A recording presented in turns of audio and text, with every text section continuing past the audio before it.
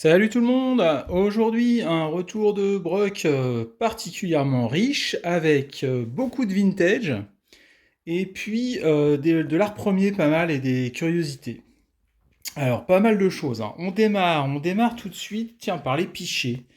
Avec ce beau pichet Arcopal, très sympa, en bon état. Les décors sont pas effacés, c'est très mignon. Je crois que ça a été fait pour la marque Shell, me semble-t-il. Ouais, voilà.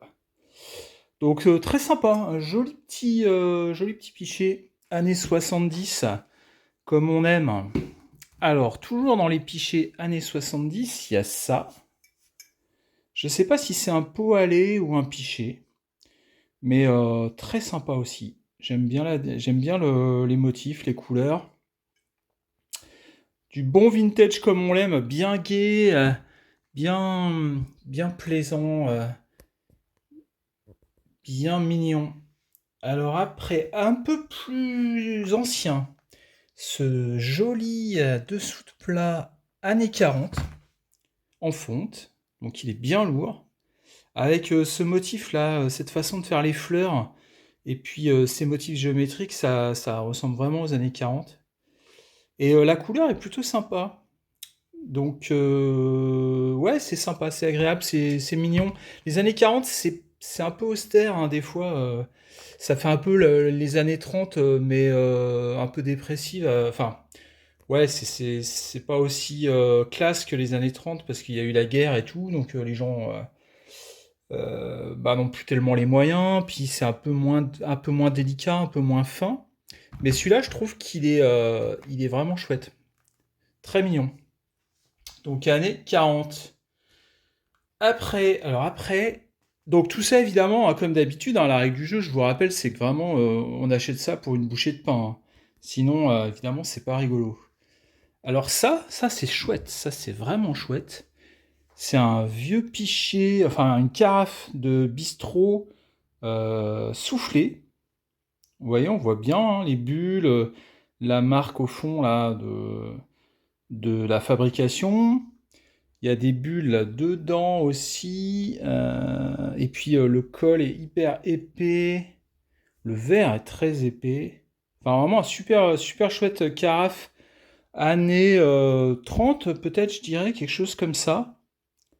Je pense, je dirais années 30. 1 euro. Donc ça, c'est vraiment cool, hein. Vraiment belle trouvaille, j'adore. Ça, c'est chouette. Alors après, alors c'est un peu dans le désordre au niveau des dates, puisque là, on revient dans les années 60 avec cet objet. Alors bon, peut-être qu'il fera débat parce que il y en a peut-être qui vont trouver ça kitsch. C'est vrai qu'on est quand même à la limite, hein. Donc c'est un objet, mais moi ce que j'ai bien aimé dans cet objet, c'est le côté années 60 typique quoi. Ce côté doré avec cette couleur là un peu beige là qui est quand même typique aussi. Enfin voilà, je trouve ça quand même assez sympa. Et alors c'est belge. C'est la maison Becquet Carignan. Et apparemment, il y a une grosse production de ce genre d'objets par cette maison, cette entreprise belge. Et je trouve qu'ils ont leur style, quoi. Ils ont trouvé leur style, c'est sympa. Alors évidemment, c'est des trucs qu'on avait tendance à avoir chez nos grands-mères ou nos grands-tantes. Mais ouais, quand même, quoi. C'est quand même mignon. Il y a quand même une finesse dans le kitsch qui est très sympa. Donc moi j'aime bien. J'aime bien ça. Donc années 60. Alors pour voir la différence entre les années 60 et les années 70, alors là, hop, on passe à ça. Ça c'est un truc de fou, hein. Comme c'est ultra design. A priori c'est un vase. Et c'est italien apparemment. Alors moi je connaissais pas du tout. Je l'ai pris en vide-grenier, pareil, 1 euro. Parce que je trouvais que ça faisait vraiment science-fiction. Ça me rappelait des films genre Soleil Vert ou des trucs comme ça, des films de SF américains des années 70, euh, ou même le film de Kubrick, 2001, l'Odyssée de l'espace, enfin ce genre de choses. Et en fait, c'est connu, c'est la maison Bertolucci, Toncello, je crois, c'est italien, et c'est le gars qui a fait ça, ce serait Roberto Rigone. Et voilà, très très design, quoi. Ultra design. Donc très chouette. Et alors là, on voit la différence hein, entre les années 60, où c'est vraiment les fleurs, les petits oiseaux, et un côté très raffiné à la limite du kitsch, et puis quelque chose de plus brut, de géométrique, abstrait, des années 70. Donc très sympa. Très très chouette. Alors, on revient dans le côté kitsch avec ça. Donc, années 60, alors là, vraiment, c'est pareil, c'est vraiment un truc qu'on pouvait trouver chez nos grands-mères. Ou plus nos tantes, je crois. Je sais pas, enfin nos grandes-tantes. Je sais pas si vous voyez ce que je veux dire. Un truc vraiment qui mettait un peu mal à l'aise quand on était petit. Voilà, c'est de l'opaline des années 60. Mais en fait, moi j'adore, finalement. Avec le recul, je trouve ça super sympa. Je trouve ça très mignon. Et alors, en plus, ça se marie super bien avec de l'art premier. Ou avec des choses un peu exotiques. Donc c'est carrément chouette. Carrément sympa. Les couleurs sont très jolies, c'est délicat, c'est fin, c'est agréable, c'est voilà, il y a un art de vivre là. Même si c'était des petits objets populaires du quotidien, hein, qui n'ont aucune valeur particulière, mais c'est chouette. Alors évidemment, tout un appartement comme ça, bon, là, ça fout un peu les jetons. Mais quelques petits objets comme ça, là, c'est vraiment chouette. Alors, toujours dans le côté limite kitsch, mais super chouette, super gai, coloré et tout, on a ces quatre tasses chinées pour 5 euros hier, dans un vide-grenier. Et alors donc, elles sont marquées Luc Valoris. Alors, le seul problème, c'est qu'elles n'ont pas une contenance extraordinaire, c'est plutôt pour des espressos. Mais alors, par contre, au niveau du design et au niveau des couleurs, je pense qu'on doit être années 50, hein, je pense, peut-être 60. Je sais pas, les spécialistes me diront là. N'hésitez pas dans les commentaires à me dire. Mais alors, par contre, en termes ouais, de couleurs et de design, là, c'est vraiment chouette, quoi. On a l'impression vraiment d'être dans un vieux film français, peut-être années 60, hein. Ouais, vraiment super sympa. Pour rien du tout, 5 euros. Donc ça, c'était chouette. Alors, un petit tour d'horizon déjà, bon, c'est pas mal hein, déjà en termes de vintage, là, on est servi. Hein. Et puis c'est marrant parce qu'il y a vraiment des trucs un peu kitsch, ou en tout cas très colorés, très vifs, très chargés, et puis des choses très dépouillées. Bon, bah là, on est plutôt dans les années 40, donc ouais, plus géométrique, etc. quoi. Mais au final, des belles choses, des belles choses, des belles choses. Alors après il y a ça. Hop là! Alors ça, c'est un bocal. Alors pour moi, c'est un bocal de pharmacie. Et je l'ai pris parce qu'il était soufflé. Donc c'est un vrai avec des bulles et tout. Hop, là, on voit les bulles. Donc c'est un vrai bocal soufflé. Donc c'est un objet quoi qui est quand même peut-être années 30, peut-être années 50, mais maxi. Hein. Pour moi, c'est plutôt années 30, peut-être années 50. Mais non, je dirais plutôt avant-guerre. Hein. Donc c'est quand même un objet qui est intéressant. Ça peut être sympa pour y mettre pareil des fleurs séchées, de la déco. Ouais, ça fait un truc design sympa, quoi. Très sympa. Alors après, on arrive dans hop, l'art populaire. Regardez cette belle bouteille, chinée pour 1 € hier aussi. Et ben cette bouteille, elle est pas toute jeune. Hein. Enfin, je pense. Pour moi, c'est du grès de puiser, peut-être. Et je pense qu'elle est 19e. Voire plus ancienne. Voire peut-être 18e, mais je sais pas trop faire la différence. Mais en tout cas, au moins 19e. Super jolie bouteille, très très rustique, très classe, avec ces liserés là Enfin, ces marques de Tours. Enfin, je sais pas comment on appelle ça. Ceux qui font de la poterie pourront peut-être nous le dire. Donc c'est vraiment un bel objet. Et vous voyez, le goulot, il est vachement irrégulier. Moi, je dirais que c'est vraiment un objet au moins 19e, quoi. Alors, après avoir vu toutes ces belles choses, on va arriver dans les arts premiers et les choses un peu plus exotiques. Alors, on démarre avec cette boîte à épices indienne. Hop là, il y a encore des épices. Je sais pas si vous voyez là. Est-ce que ça sent? Je sais pas. J'en avais déjà trouvé une. Ah bah là, il y en a encore. Ouais. J'en avais déjà trouvé une que j'avais montrée dans d'autres vidéos. Je sais pas si vous pouvez aller voir, notamment ma vidéo sur l'Inde, les objets indiens. Et c'est vraiment des chouettes trouvailles, ça, hein. Donc j'ai trouvé chez Emmaüs pour genre 2 euros.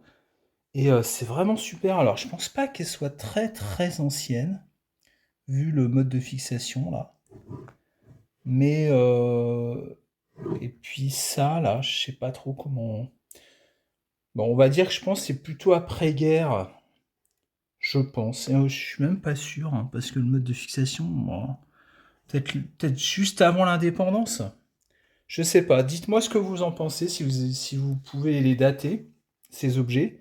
En tout cas, ils sont hyper sympas. Là, c'est vraiment pur indien, avec sur les côtés, là, on a l'impression que on est dans un temple indien. Donc c'est vraiment sympa. Et quand même, le décor, il est bien usé, hein, donc c'est pas tout jeune quand même, hein. Même si c'est un bois qui a l'air un peu tendre, mais quand même, c'est un bel objet. C'est vraiment un bel objet, je pense, quoi, qui a quand même de l'âge et qui est vraiment typique de l'Inde, donc c'est vraiment super sympa, quoi. Une belle trouvaille, très chouette. Alors après, on va finir par ça, parce que ça, c'est vraiment incroyable. Après, on va... Alors, il y a... après, j'ai trouvé ça. Alors, j'ai trouvé pas mal de petites choses un peu exotiques, un peu marrantes. Alors bon, ça, c'est plutôt un truc de touriste quand même. Mais en fait, ça représente un danseur pendé, enfin un danseur du Zaïre, quoi. Donc ils ont ce costume très particulier avec les yeux protubérants comme ça, et puis ce costume à rayures. Alors je saurais pas vous expliquer toutes les implications spirituelles et philosophiques et tout que ça peut avoir, mythologiques. Mais j'ai trouvé ça très mignon, très marrant, et quand même, ouais, pour ceux qui aiment l'art premier, c'est quand même sympa. Ça a quand même été fait à la main. Moi, j'aime bien. C'est tellement bizarre, tellement ça nous. C'est tellement des choses qu'on n'a pas l'habitude de voir quoi, dans l'art occidental que. En tout cas, qu'on n'a plus l'habitude de voir depuis la Renaissance, en fait, hein. Ces choses un peu mystérieuses, un peu. Qui ne sont pas représentatives de la réalité, mais plutôt d'une relation avec des mondes spirituels. Donc c'est vrai que ça fait toujours bizarre quand on voit ces choses-là, mais moi j'adore. J'adore. Donc ça c'était chouette. Après, alors ça c'est vraiment super. Ce qui est dommage, c'est qu'il est cassé. C'est un masque Bambara de hyène. Et alors vous voyez, c'est super sympa parce que en fait, il y a la gueule de la hyène ici, et là il y a la bouche de l'être humain. Il y a une espèce de mélange comme ça, d'hybridation entre l'homme et l'animal, une espèce de chimère quoi, qui est super bien faite. Ça c'est vraiment cool, avec les oreilles malheureusement cassées. Faudrait que je mette un coup de cirage là. C'est dommage. Donc les Bambara, donc c'est une population qui vit au Mali. Et alors ce qui est marrant avec cet objet, c'est qu'il a été transformé en lampe, genre dans les années 60, quoi. Parce que le dispositif, il est vraiment pas jeune. Donc ça montre quand même que c'est un objet qui est déjà ancien. Et c'est vraiment un bel objet d'art premier. Bon, c'est un peu dommage qu'il ait été abîmé. Alors c'est surtout l'oreille qui est abîmée. Mais en même temps, le fait qu'il ait été transformé en lampe, c'est marrant, quoi. Ça rajoute un peu à la vie de l'objet. Donc je trouve ça finalement plutôt sympa. Mais voilà, sinon l'objet est très beau. Dites-moi ce que vous en pensez, mais j'adore trouver ce genre d'objet. C'est vraiment chouette. Alors après, toujours un peu dans l'exotisme, les arts premiers et tout, il y a une corne d'antilope, donc africaine. Voilà, trouvée dans un vide-grenier, donc un truc qui vient des années 30, hein, parce que les trophées comme ça de chasse, ouais, ça peut être après la guerre, mais c'est la période coloniale, donc ça se termine à la fin des années 50, début 60, quoi. Mais je dirais peut-être plutôt années 30, hein. Donc, un bel objet de curiosité. Une corne d'antilope comme ça, c'est quand même chouette. Ou de gazelle, je sais pas trop. D'antilope, hein, je pense. Elle est pas abîmée au bout, ce qui est quand même bien parce que ça aurait pu être tout râpé ou même cassé. Et là, elle est en parfait état, donc c'est vraiment. Donc c'est cool. Et puis alors, pour finir, deux objets très sympas. Une arme ancienne que j'ai achetée parce qu'elle me paraît authentique, même si elle est pas très ancienne. Elle est peut-être années 50, 60, je sais pas, maxi 60. Mais très sympa quand même, faite avec un manche en corne de chèvre et une lame forgée qui est incisée.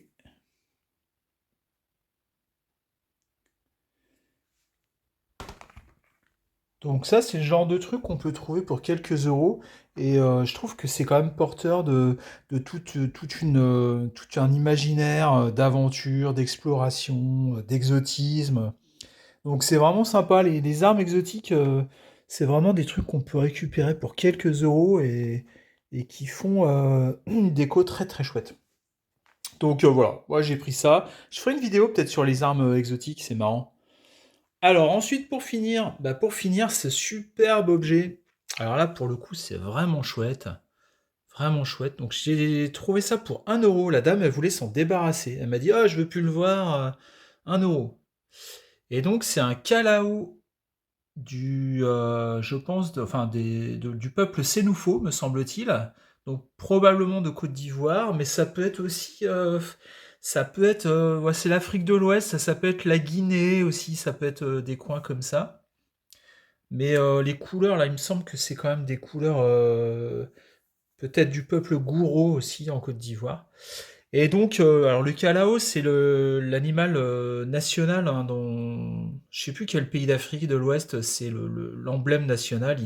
On le voit partout.